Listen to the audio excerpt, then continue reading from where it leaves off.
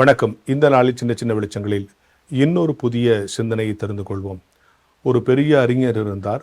அவர் பல்வேறு இடங்களிலே போய் சொற்பொழிவு நிகழ்த்தி விட்டு வருவார். தொடர்ந்து அவருக்கு காரோட்டி கொண்டிருக்கிற அவருடைய வண்டியினுடைய ஓட்டுநர் தொடர்ந்து இவருடைய பேச்சை கேட்டு விட்டதால் அந்த ஓட்டுநருக்கு இவருடைய பேச்சு நல்ல மனப்பாடம் ஆயிடுச்சு. ஒரு நிகழ்ச்சிக்கு போகும்போது அந்த ஓட்டுநர் சொன்னாராம், இந்த நிகழ்ச்சியில் உங்களை யாருன்னு தெரியாது, நான் உங்களுக்கு பதிலாக போய் பேசுகிறேன் அப்படின்னு சொன்னாராம். அவரும் சரி, இன்றைக்கி நான் ஓட்டுநராக இருக்கேன், நீ பேச்சாளராக இருன்னு சொல்லிட்டு அவர் போய் மேடையில் பேசினாராம். பேசவுடனே அவரை மாதிரியே பேசிட்டார். எல்லோரும் கை தட்டிட்டாங்க. அவர் தான் நினச்சிட்டு அவரை மாதிரியே நல்லா பேசி கை தட்டிட்டாங்க. ஆனால் பேசி முடித்தோன்னா அந்த அவையிலிருந்து ஒரு கேள்வி அவர்கிட்ட கேட்டாங்க. இவர் அவரை பார்த்து அப்படியே மனப்பாடம் பண்ணி காப்பி அடித்து பேசிட்டாரே தவிர இது மாதிரி கேள்விகள் வரும் என்றோ அந்த கேள்விகளுக்கு எதிர்கொள்வதற்கான பயிற்சி இவருக்கு கிடையாது. உடனே ஆனால் கேள்வி கேட்டாங்க. என்ன பண்ணுறதுன்னு தெரியாமல் உடனே என்ன பண்ணிட்டாராம், இந்த கேள்விக்கெல்லாம் நான் பதில் சொல்லணும்னு அவசியம் இல்லை, என் டிரைவரே பதில் சொல்லுவாருன்ட்டு அவரே அனுப்பிட்டாருங்கிற ஒரு சம்பவத்தை ஐன்ஸ்டீன் வாழ்க்கையிலும் நடந்ததாக சொல்கிறாங்க, சர்ச்சில் வாழ்க்கையிலும் நடந்ததாக சொல்கிறாங்க. யார் வாழ்க்கையில் நடந்ததுங்கிறதுக்கான சரியான ரெஃபரன்ஸ் இல்லை. ஆனால் இந்த சம்பவம் நமக்கு உணர்த்துகிற செய்தி என்னென்னா, நாலேஜ் என்பது வேறு, இன்டெலிஜென்ஸ் என்பது வேறு.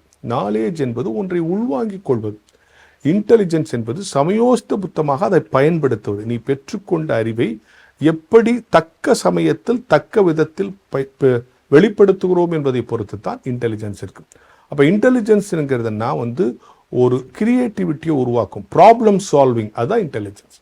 அதனால தான் பீர்பால் கதைகள்லாம் சொல்கிறாங்களே, பீர்பால் தென்னாலிராமன்லாம் அறிவாளிகள் கிடையாது, ஆனால் புத்திசாலிகள். எப்படி புத்திசாலிகள்னா அந்த சிச்சுவேஷனை அவங்களுக்கு ஹேண்டில் பண்ண தெரியும், அந்த சமயோஸ்த புத்திசாலித்தோடு செயல்பட்டு அந்த சூழலை ஜெயிக்க தெரியும். எனவே அறிவு பெறுவது மட்டுமல்ல, புத்திசாலித்தனத்தோடு நடந்து கொள்வது தான் இன்றைக்கு உலகியல் தேவையாக இருக்கிறது.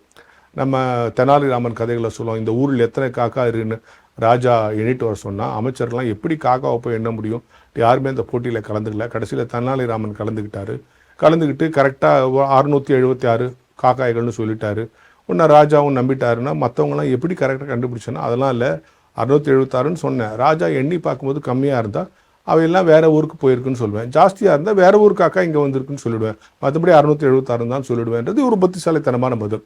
எனவே அறிவை விட புத்திசாலித்தனம் முக்கியம். புத்திசாலித்தனம்ங்கிறது ப்ராப்ளத்தை சால்வ் பண்ணும், கிரியேட்டிவிட்டியாக சில விஷயத்தங்களை உருவாக்கும். எனவே நம் பிள்ளைகளை அறிவாளிகளாக உருவாக்குவதோடு அதே சமயத்தில் புத்திசாலிகள் எதை உள்ளடக்கியது? Problem solving and creativity. பிரச்சனைகளை தீர்ப்பது, புதிய கலைத்திறனை, புதிய உந்துதலை, புதிய யோசனைகளை, புதிய யுக்தியை உருவாக்குவது, இதுதான் புத்திசாலித்தனம். அறிவு பெற்றவர்களாய் மட்டும் இல்லாமல் புத்திசாலிகளாகவும் நாம் இருக்க வேண்டும் என்கிற சிந்தனையோடு இந்த நாளை தொடங்குவோம்.